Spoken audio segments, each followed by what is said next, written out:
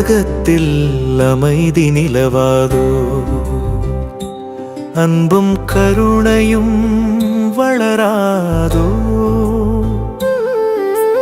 அன்பே என்றும் சிவம் என்பார், கருணையே என்றும் சக்தி என்பார். அன்பும் கருணையும் வந்து விட்டால் அகத்தினுள் சிவனே தங்கிடுவான்.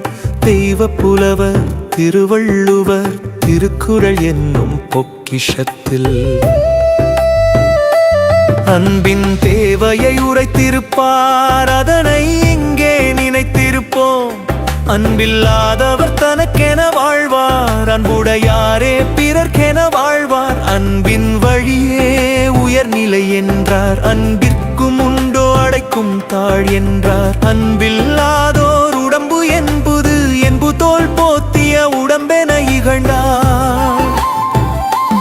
அன்பில்லாதோர் வாழ்வினிலே அமைதி என்றும் வருவதில்லை.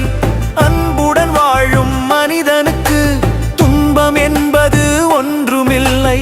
அன்பே என்றும் சிவாயமே, அறிந்து கொள்வாய் நீ மனமே.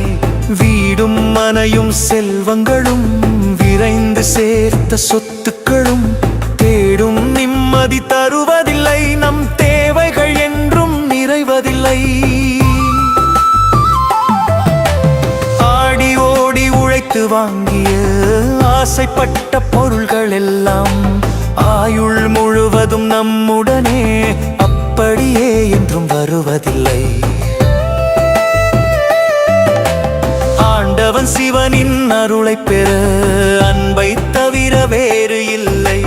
பொறுமையாயிருந்தால் அன்பு வளரும், புன்னகை முகத்தில் அன்பு வளரும், இனிமை பேச்சில் அன்பு வளரும், இருப்பதை பகிர்ந்தால் அன்பு வளரும்.